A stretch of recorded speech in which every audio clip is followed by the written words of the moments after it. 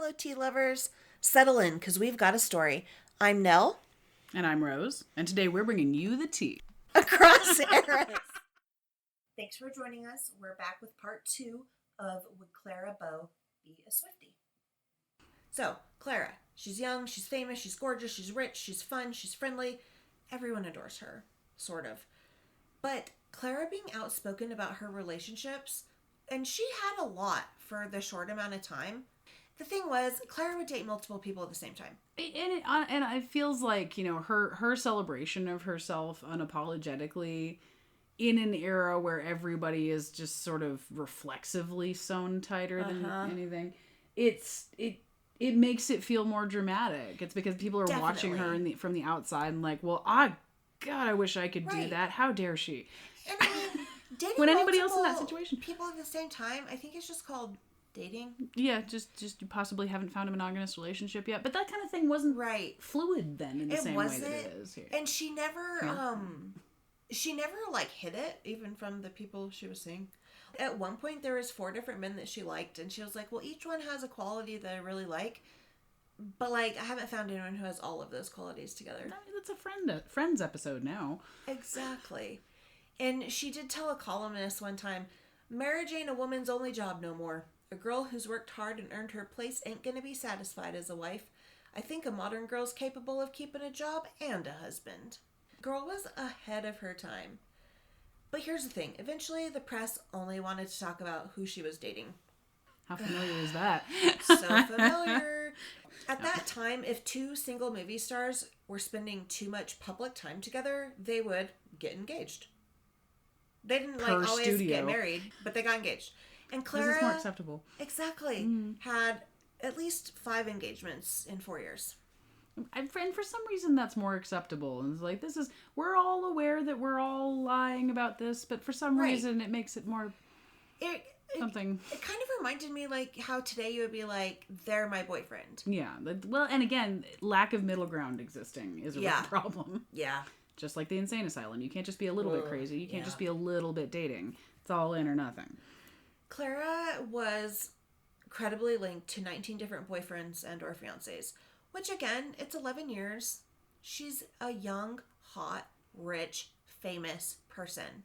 And I'm going to talk a lot about Leonardo DiCaprio here in a minute, not because I don't like him, I love him, but because he's a good example of how men do that all the time. Mm-hmm. It's fine. No one bats an eye. And Clara, she didn't hide it from anyone, and that was a problem for a lot of people. Clara eventually said that her issue was she wasn't a sneak. She was open and above board about what she did. She didn't hide the fact that her dad basically sucked, and she didn't hide the fact that she came from poverty. But by the time talkies became a thing, Clara also could not hide her very thick Brooklyn accent. It's a factor that's never been a factor before. Right. That's the problem with cutting edge technology. And having these huge dangling microphones on set, which sets used to be like real loud. Because why wouldn't they be? You wouldn't need to worry about any kind of sound background. No, exactly. So everything gets silent. This giant microphone is dangling down, and you had to like walk to your mark, and you couldn't leave your mark. So there was much less of like, I don't know what it's called, like the body acting. The blocking, silent films. Like where do I stand? What do I do with my feet?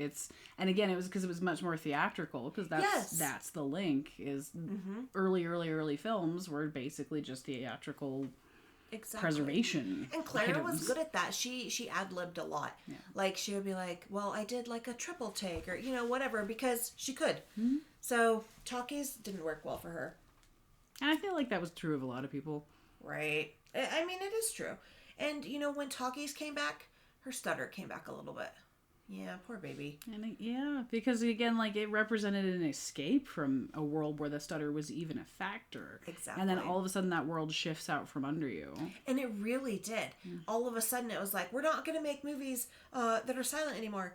And yet theater owners were like, we're not changing all this stuff just for this newfangled talkie fashion. So they'd be showing films that had talking with no sound. Well, because they're not equipped for no it. Cards, the fact that they'd have a theater in the first no place. title cards at that time either. A combination of being overworked, slandered in the news, not being good at talkies, a major betrayal from her secretary Daisy, and I knew Daisy sucked. I knew it. I said so. I mean, I it's hard to say. Like, a lot of things happened, and in the end, after the court case and everything, Clara was like cleared of the wrongdoing, and Daisy kind of wasn't. But Clara was so slandered during this court case that it kind of just ruined her reputation. Was she getting sued or like what? Clara, I think what it was Clara accused Daisy of either like stealing money from her or like making her money inaccessible to her. Daisy definitely tried to make Clara's money inaccessible to her dad and to some of Clara's boyfriends. Okay, and that feels like doing you favors. Right. You know. So it's hard to say. It kind of seems like in the end, Daisy wasn't really in the wrong, and it was like a misunderstanding that spiraled, and I could be totally wrong on this. You're doing things without my permission, even if they're beneficial to me. Stop doing that. Yeah, those are squishy gray areas. And so all of that just kind of built up to the end of Clara's career. By that point, and like many other actresses and actors at the time, Clara was like having to like take pills to wake up, take pills to go to sleep. Several times Clara, especially when talkies started becoming a thing, Clara was like, I can't wait to retire. But then she kind of got forced into it. Her dating life was suddenly way more important than her acting abilities. So she had 3 major scandals, and they were in a short period of time. One was like, she went somewhere and went gambling, and she was like, oh, I'm only spending like penny chips. Whether she knew she was or didn't is undetermined, but the casino said they were like $100 chips, and then it was a mob casino, and then the mob came after her, and her studio had to shut it down, and they were like real upset about that. And then one of the guys Clara was seeing was married. Just don't do that, people. Like, it's not gonna really throw you a bone on that one, but you know, and for commonness, for ubiquity, yeah, it happens. But it does happen, and especially I feel like in positions of fame and power, like let's look at athletes, for example, and movie stars. Sex is considered part of the prize package. Exactly. So one of the guys she was dating was married, and his wife basically like showed up at the door and was pissed. And she was like, I'm going to sue you, Clara. And so her studio was like, oh, we're going to resolve it by giving you the money in Clara's trust. Yeah. Oh. Uh-huh. So at some point, Clara heard that her ex-boyfriend's wife did not accept the money.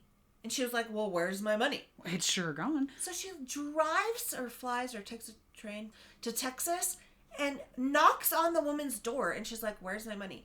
And the woman's like, I didn't accept it. I declined that check. Absolutely not. And the studio's like, somebody took it. And eventually they found out that her ex-boyfriend kept the money. And of course he stayed with his wife and they like had kids and stuff, right? To make all of that worse, Clara was like holding press conferences while she was doing that. Oh, that would be a movie in itself, the road trip to Texas. Right. And then the most disgusting thing. So this self-proclaimed political weekly publication was like, hey, we're going to expose the it girl. They accused her of some wild things that I hope are completely and totally made up. I didn't find any proof of these things. They said she had sex in public. She was bisexual. She took taking down the list of things that are just completely fine for celebrities now. Right. She took trips to Mexico with an unnamed lover who would watch her have threesomes with sex workers. Okay, all right, getting a little bit bluer. That she practiced bestiality and incest. Yeah, clearly. That she was full of venereal diseases and that she suffered from family insanity. Which, the last one is true. But, like, why is that a thing? It's a hell of a thing to lay at her door. Right. So, the editor and publisher of this magazine was like, hey, I'll definitely stop exposing you if you buy my paper for $25,000. So, Clara did not buy his newspaper. And despite him being a piece of garbage, this did a huge number on her mental health and career. Oh, of course. Yeah, it reminds me of like the early days of gossip websites when they would just like slap up pictures and draw like a penis or something dripping from between the legs or out people's sexuality. Yeah, we've added funny cartoon bubbles, so this is fine. Yeah, there was a terrifying landscape there for a second. It was. Most things I found said Clara had a nerve problem. Ah, the old nerve complaint. Yeah, yes. Or an emotional breakdown. But, like, for real, can you blame her? Would you stay in that environment if you had any kind of out, like the money you had maybe saved up? Like, go. beach, buy an island somewhere. Right. So, Clara eventually checked herself into a hospital, but her studio, and it was kind of like a relaxing hospital, which nowadays, like, I would love to go to the Betty Ford Clinic. Honestly, I always look at that hotel from The Witches that they went to. I mean, it was just the convalescent hotel, where it's kind of mostly luxury hotel, but there's also things that are therapeutic. That, like, I don't understand why we don't do that anymore. It's Why either doesn't my insurance pay for that? It's either a whole ass spa or you just went to a hotel and you wanted to go see the museum near it or something. Right. There's no like. Right. This is a place of relaxation and health. Like we've somehow stripped ourselves. I feel of like that. I've been on the verge of like having a breakdown.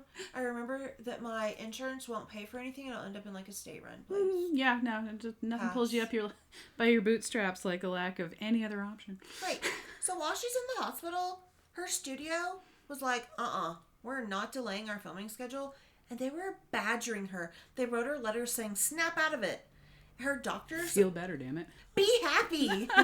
Just try being happy. Oh, why is that always the go-to? Like, well, you could just pretend this isn't happening, right? It's awful. So her doctors were finally like, y'all aren't allowed to talk to her. Like, we're not giving you her letter. Or we're not giving Clara your letters.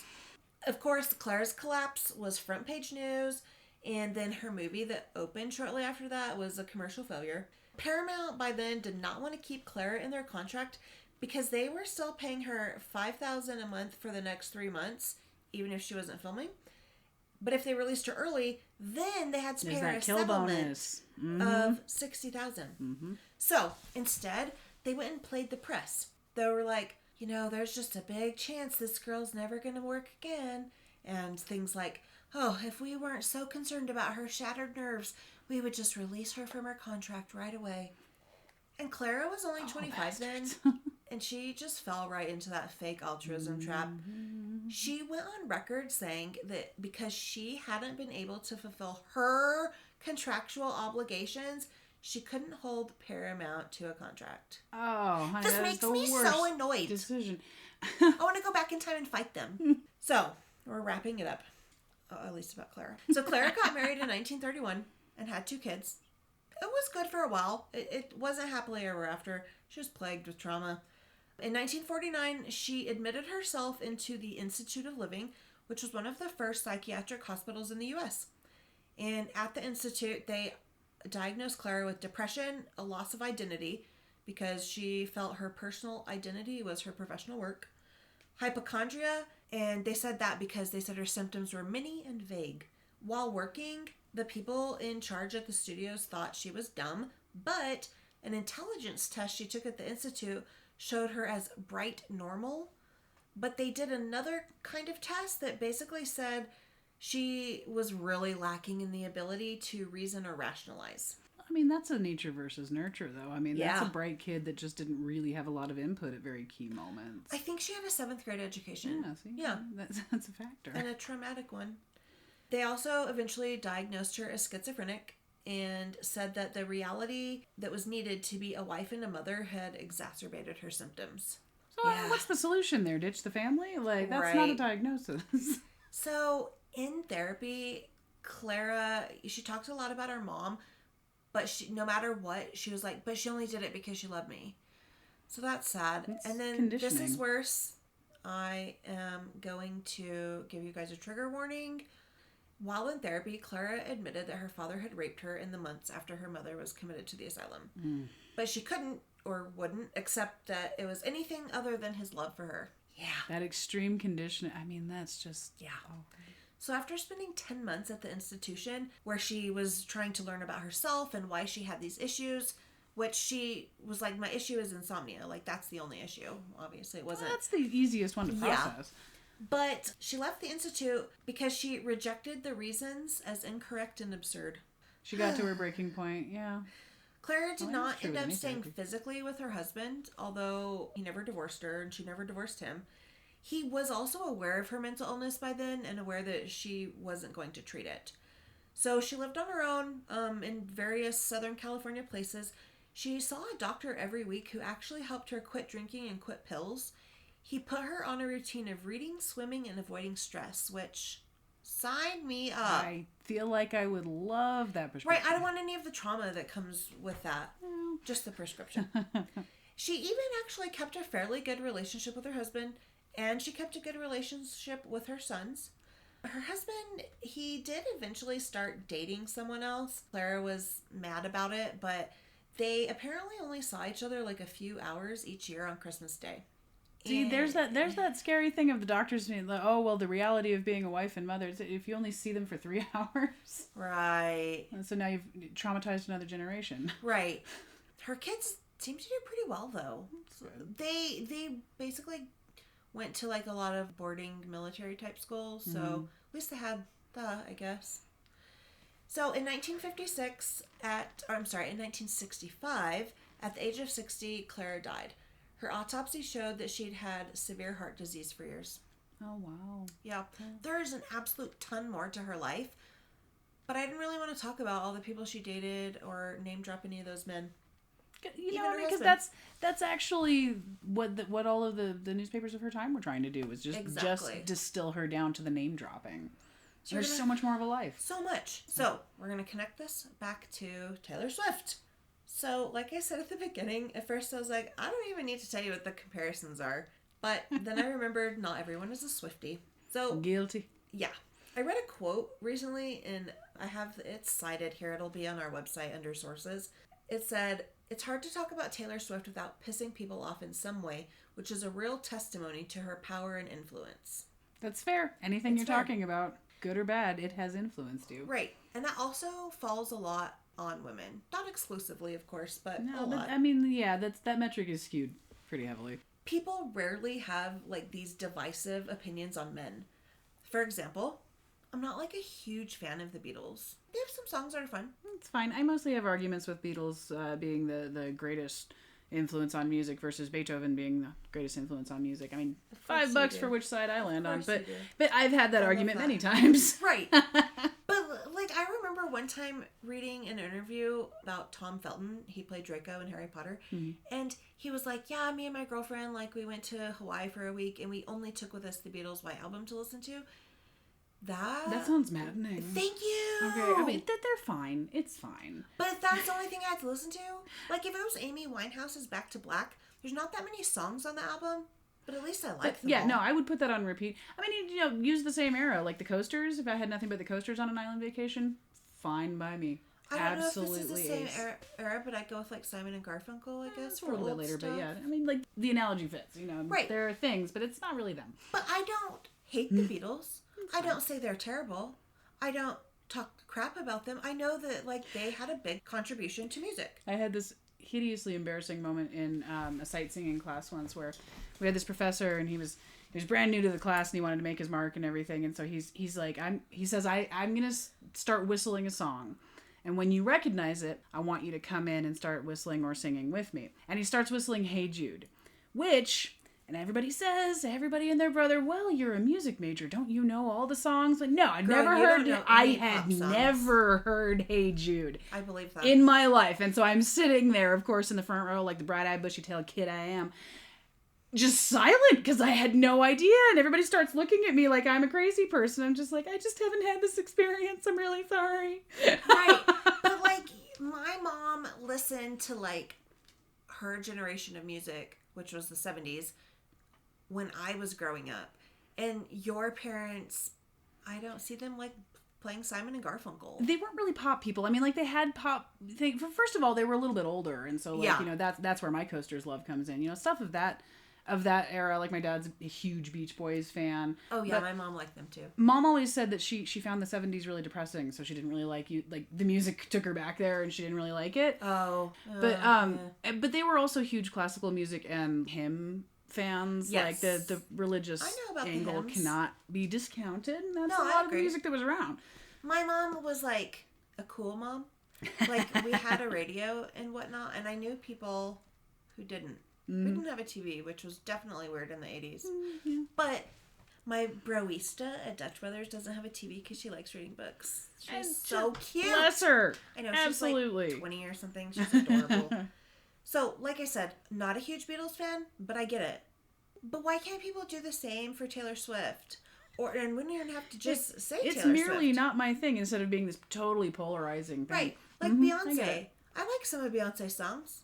I'm not going to go see her on tour because neutral for me, concert too. tickets are so expensive now. Mm. But like, Beyonce's done a lot for the music. It seems like people have a hard time doing the same thing for women. Mm-hmm. Not just men. Women do it to women also. Oh, yeah. So, Taylor Swift, you don't have to like her music to know how much influence she's had over music and how she's kind of changed the music game. She's the first... I would say more like the music industry than music as a whole. Like, as Yes, far as the actual industry. music goes, it's fine, but it's not that groundbreaking. Okay. No, it's not, because, like, pop music is called pop music for a reason. Yeah. It's a few chords altered that Its resonate simplicity is what with resonates with the people. ear. Yes. People like it. She writes a lot about her ex-boyfriend, so it's like reading your best friend's diary. Absolutely resonate with the Juicy. storyline. You know, it's an easy to digest chord Right. progression. Yeah, I get it. And she is a showman. Her And that's half concert of what the appeal is, I think. was one of the best things I've ever seen in my life. Like, it was amazing. It was worth And every you had penny. fun. That was the And I point. wish I could go again, but I couldn't get tickets. For me, it was Gogol Bordello and like a pit seat kind of Yeah. moment. But everybody has those things that make them Right. just like, I jumped up and down for 3 hours and it was Right. great. I cried. Yeah. It was amazing.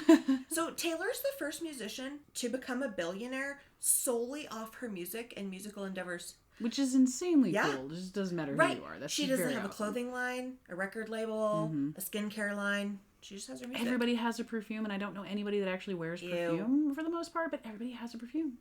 So here's an example of how Taylor just can't win in some people's eyes. One thing Taylor is known for is supporting other artists' music, especially at award shows. And maybe this is firmly burned into the world's brain at the 2009 MTV Video Music Awards when a singer I do not like, and I'm not going to name, we'll just call them Kay. Even I know about this one. Mm-hmm. That's saying something. Kay interrupted Taylor's acceptance speech, literally took the mic from her, and said that someone else should have won. You know, and that's what that made me think of. It's just like, I can absolutely understand why she would support other artists in an award context, because Yeah. you've seen firsthand how exactly wrong that can go, and that was spectacular. Can you imagine if Taylor went up to a man who won an award and took the mic and was like, "You're fine, but somebody else should have won"? I mean, frankly, We I would don't crucify think her. she'd have been gotten to the stage. Like, to be Exactly. real. To be real. I don't know how Kay got to the stage because nowadays everybody knows that Kay is like unpredictable. That was not as common knowledge at that It wasn't I at mean, that time. He was just sort of celebrity Right. nuts. Like, Not he had a few songs that were good at that Yeah. time. Mhm. I liked him. I saw him in concert. no kidding. Yeah. It was weird because you know how most concerts you have like a band or dancers or something? Nope. He had like this just like kind of curved stage over the stage, and it was him and like an AI robot on the screen. Yeah. That sounds riveting. Yeah. So here's a quote from an essay I found. It's written by a lady named Anne Helen Peterson. Taylor loves to support other artists at award shows, often by standing up and dancing, even if that means doing it by herself. The camera then cuts to her standing up and dancing, which can feel like she's trying to make the performance about her. But Taylor can't ban the camera from cutting to her. And if she sat stone-faced, imagine that scandal. I feel like I understand the point that she's trying to make, but that is a little bit like, it depends on if everybody around you is sitting stone faced and you're like, Part of it, I think, is because, for example, at the Grammys, Olivia Rodrigo got up to sing her song Vampire, and there was like a hint of a whisper of drama between Olivia and Taylor over songwriting credits. so everybody pans over, I'm sure. Right. So immediately everybody's like, oh, is this true? Let's see how Taylor's looking. And Taylor was singing and dancing to her song. Well, Vampire's not really a song you can dance to, but she was singing. Moving in And appropriate so rhythmic time. then everyone's like, oh, okay, her and Taylor are fine. That's great to know. Mm-hmm. And then when Miley Cyrus performed, she sings like one verse and she's like, why aren't you guys standing? Like, don't act like you don't know my song. Right. So Taylor's always that person. Like, I'm here for you. I'm going to cheer you on. And I can see that can upset people. Sure. Oh, yeah. I was the auntie that made everybody cringe at my niece's graduation. I don't care if I was 3 times as loud as everyone else. That's my girl. That's my babe. So then in 2016, that was in 2009, the mic grab moment. In 2016, Kay comes out with a song about how he made her famous and that he's going to have sex with her, and he calls her the B word. Because it's her fault that there's any kind of problem about it at all, even though it's Right. something that you started and you continued and you are now bringing back to the surface. Right. It is clearly that bad lady's fault. Right. And if that's not gross enough, the music video comes out to that song, and it features like this gigantic white bed with all these realistic wax figures of people in it naked. He's one of the figures, his wife, Taylor, Trump. Like, it was so weird. See, and I didn't even watch new the video. information to me. Like, Right. I didn't even watch the video. I just saw the clips of the video. So people start talking about this. It gets pretty loud, and he's like, oh, I got Taylor's permission. And Taylor's like, no, you didn't. A few months later, Kay's now ex-wife releases a small clip of a video that she'd made when her husband calls Taylor on speakerphone, and he's like, hey, I'm going to name drop you in this song. So, really, at the end of the day, all of that is rude and lame and dumb. Like, who cares, right? Well, everyone cares. We've got this old guy bullying this young singer. He's being weird about her in his music video. Of course, it cannot end there. Hell, if anybody's going to let that lie, it's too juicy. As soon as his now ex-wife releases that video, she also says something about, oh, it's National Snake Day. And literally, Taylor's entire social media was filled with people commenting the snake emoji. Like, as I'm saying this, I can see how dumb it sounds, but the time it was enormous. The impact, Right. when you have all of yourself invested in those areas and that starts getting thrown around, I can see that being impactful. So, That's kind of why I don't do social media. about 4 years later, the whole video clip was released, and it becomes very clear that he never told Taylor what the lyric exactly was. I'm going to name drop you, that's it. This is very vague permission. Cool. Yeah. During that time, Taylor's like, nobody saw me for at least a year. That's not really true, but I'm sure that's how it felt to her. I think she like rented a house in England or something. She definitely didn't actually isolate, because I looked up a timeline of what happened to Taylor during that era. So, in 2015, Taylor is dating this like DJ record producer named Calvin Harris. They officially separate in March of 2016. Then in May of that year, Taylor goes to the Met Gala, and it's rumored that she has a dance-off, which I wish I could see.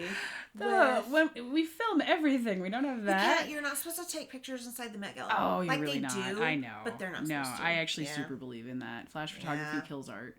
And they're not even supposed to take non-flash photography. They're supposed to it's like the 80s or the 90s when famous people could like go do coke in the club and nobody was seeing. Right. Have the experience, okay? That's all I'm saying. Right. So rumor is she did had a dance off with the actor Tom Hiddleston, who is of Loki fame and who my lovely daughter has been obsessed with since forever. So Taylor and Tom begin their very cute and public summer romance. And then on July 13th, her ex, Calvin, he goes on Twitter and he's like, Taylor helped me write my hit song, the one that has Rihanna in it, and she wanted it to be a secret, and here's her pen name. Oh, also, Taylor should stop trying to tear me down. Oh my goodness. Right. I don't know what was happening at that time. I'm sure I probably knew at the time, but I didn't care enough to look it back up. So 4 days later, that's when Kay's ex-wife released the video. So boom, boom, boom. This is all happening to Taylor. And Taylor gives her now famous line, I would very much like to be excluded from this narrative. If only that was an option. I know. September, Taylor and Tom split up. She continues to be seen here and there. She goes to a fashion show, Drake's birthday party, which has literally every famous person ever. And then she goes to a Broadway show. She throws a birthday party for the singer Lorde. Another trigger warning here. I'm going to mention SA. During all of this, Taylor's also in the middle of a lawsuit against a creepy radio DJ who stuck his disgusting hand under her dress and grabbed her bum. I remember that one too. Things that I actually noticed. I'm sorry, I'm just celebrity in me. And that was in 2013, but it's still going on.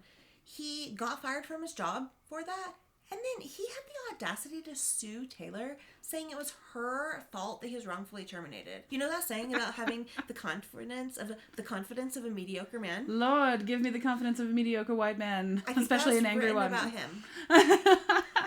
So Taylor countersued him for battery and sexual assault, and in August of 2017, she won her symbolic $1.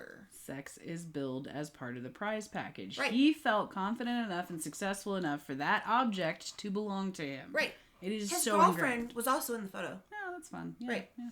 During the trial, Taylor was questioned by his attorney about how she felt about him losing his job, and Taylor was like, "Nah, that's his own fault." She said, quote, "I didn't have a reaction to a strange person I didn't know losing his job. I'm not going to let you or your client make me feel in any way like this is my fault. Here we are years later, and I'm being blamed for the unfortunate events of his life that are a product of his decisions, not mine." I'm very sorry you've behaved in a way that your employer, that is not in any way related to me, found unacceptable, but that is wholly your problem. Right. So that's a lot of information for a non-Swiftie. Thank you. Okay. Yeah. So now we're going to move on to Taylor's masters. So a master, I'm sure you know this. Other people don't. A master is like the master recording of a song. It's the base recording. Yes. It has all of the time. It's the main source. All your CDs and streams are made from it. Record labels usually own the masters, and they say they deserve it because they're taking on this great financial risk by supporting a client. Meanwhile, that's a piece of your brain they've got on a tape. Sounds like a money grab to me. So our timeline's going to move around because these things overlap. In August 2016, during the so-called feud with Kay the Mic Stealer, Justin Bieber posts an Instagram picture of himself on FaceTime with Kay and with Justin's manager, Scooter. Yes, that's his real name, Scooter. And Bieber captions it, "Taylor Swift, what up?" So if you're thinking like, huh, what? Yeah, it's pretty much my reaction. Yes, so here's clarification. Bieber became famous as like this small kid with like this cute swooped hair, and he sang this song and he's like, "Baby, baby, baby." You know. Yeah. Even you know. Everybody knows. Yeah, no. But why would he ubiquitous. care about Taylor Why Swift? are you stepping into this narrative? Here's why. Bieber spent years on and off dating Taylor's friend, singer and actress Selena Gomez. Oh. Yeah. Taylor always called him out on his bad behavior towards Selena. Fast forward to July 2019, the world finds out that old Scooter has purchased Taylor's masters by acquiring her former music label. Oh, hell. I'm sure that was a great deal. Right after that, Bieber is like, "Oh my gosh, I'm super sorry about my old post from 3 years ago. And like, Scooter totally wasn't bullying you. He's sad that you feel that way. He actually told me not to post it, and I did anyways." So Taylor's mad. Later on that month, Kelly Clarkson, singer, talk show host, and winner of the first ever American Idol, she sends out a tweet and she's like, "Hey Taylor, I just like had this thought. What if you re-record all your masters? Like, that would be cool." And then fast forward, September 2019, Taylor's That's a like, massive project, but then Taylor's like, Scooter's company says I can't perform any of the songs from my six masters. Unfortunately, that's a thing. The copyright's a bitch. Yeah. And the record label's like, "Nuh-uh. You either have to get it back or wait 100 years. We didn't say that." Just over a year later, November 2020, Scooter sells her masters to a holding company. Nice. Investment. In April 2021, Taylor released her first, open parentheses, Taylor's version, close parentheses. Oh, that suddenly makes sense. Yes! So Okay. as Taylor said in an interview, if you see Taylor's version in parentheses after her album title, that means she owns it. That's the one It's she's hers. actually getting money for. So, like any good Swiftie, as she releases a new version, we delete all the old version off our playlist. And then, in June of 2021, shortly thereafter, Scooter, again, he's like, "I'm hurt. I'm not a bully." Another thing about Taylor, very similar to Clara, everybody likes to talk about who she's dated. Well, I was thinking about that earlier when Yeah. it's just the narrative is necessarily framed in her relationships, but Yeah. it's the exact same problem. Right. If you go on Google and you type in her name, the predicted search options that come up are, how many exes does Taylor Swift have? Taylor Swift dating history and a timeline of Taylor's dating history. So to be fair, I also Googled Leonardo DiCaprio. Girlfriend was one of the things that came up, but it was at the bottom. And before that was movies, Oscars, young, and age. You know, his work. Right.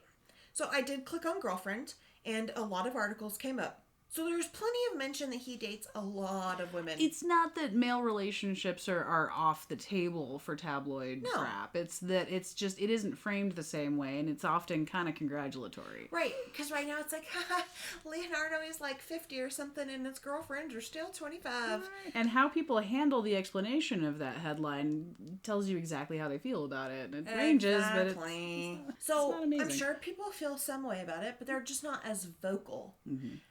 One website said that Taylor has been linked to 17 boyfriends, even though some of those relationships have lasted like a month. This dating history starts when she's 19.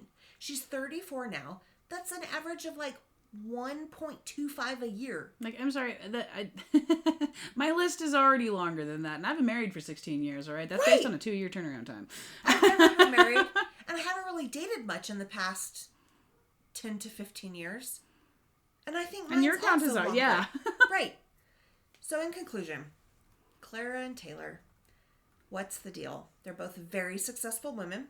They're both heavily scrutinized by the public for who they date, what they wear, how they act. They've both been vilified by the media and social media. Both have been ripped apart for being too sexy and not sexy enough. Some people think Taylor is too fake and too perfect, and she's always playing the victim. People don't like Clara because she didn't try to be perfect and refused to be fake. They called her Crisis a Day Clara. Chronic truthiness. Right. Taylor has written songs about her exes and made money off of that. Clara's exes lost her money. It violated her morality clause, and her ex walked off with all her money. It is the exact same cyclical narrative. Yeah. Double standard bullshit that has literally always surrounded any story around a lady. Taylor has a large group of Hollywood women, and that rubs people the wrong way for some reason. Friends that Clara made in Hollywood would ditch her as soon as they'd get engaged and marry up. Taylor's incredibly successful, not ashamed of her talents or her money. Clara was the same, always picking up the bill and paying for others. Someone recently said to me, do you think Taylor Swift is gonna settle down and have kids soon? But why? Why do women have to settle down and have kids? If she wants to have kids and settle down, that's cool. If she wants to not settle down and have kids, that's cool. If she wants to settle down and not have kids, that's cool. Does anyone ever ask Leonardo DiCaprio this? Unlikely. Leo, I love you. I still love Titanic and Romeo and Juliet. I'm just using you as an example because, you're like, date a lot of people. Just saying. Okay, so that brings us to our final question. Why do people fear successful women? You know that I love me a good peer-reviewed scientific journal. And I was like, this has to be more than just a shared personality trait across the eras. So I found some articles in the Journal of Applied Psychology by Madeline Heilman. And according to her research, it basically all falls back on gender-prescribed stereotypes. When women don't act like what people think women are supposed to be, it makes people uncomfortable and even angry. Her studies support the idea that gender stereotypes prompt biased judgments of women, even when the woman proves themselves successful. And that, my dear Rose, is the story of Clara Bow and Taylor Swift. Taylor's album comes out in the middle of April, and I can't wait to hear her song called Clara Bow. Let's hope it breaks some gender stereotypes. Thanks for joining us. We ladies love our tea. Across eras. See you next time. Bye. Bye.